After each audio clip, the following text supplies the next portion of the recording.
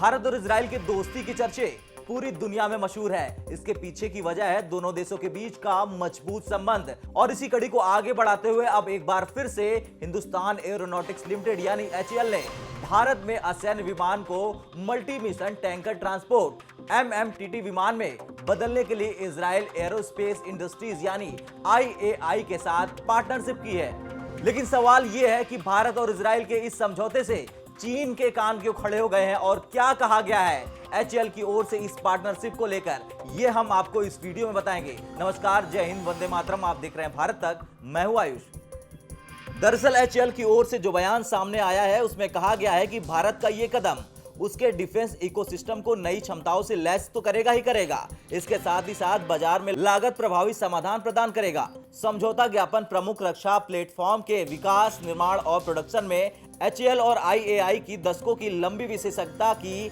सुविधा प्रदान करेगा। एमओयू के दायरे में एमएमटीटी रूपांतरण के साथ साथ यात्री के मालवाहक विमान रूपांतरण भी शामिल हैं।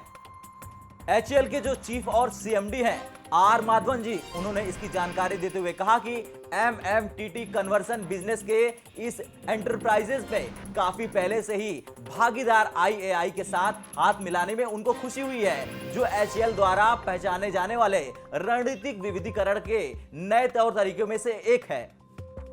अब जब भारत की ओर से यह बयान सामने आया तो जाहिर तौर पर इजराइल की ओर से भी बयान सामने आना था।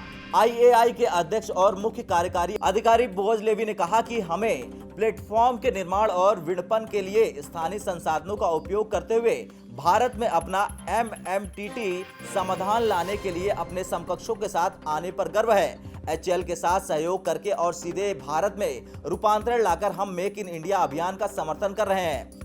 वैसे रक्षा क्षेत्र की बात की जाए तो भारत और इजराइल का साथ न हो ये हो ही नहीं सकता, और ये किसी भी देश से छिपा भी नहीं। बड़ी बात यह है कि दोनों देश इस क्षेत्र में और अधिक मजबूती के लिए मिलकर मंथन भी करते रहते हैं।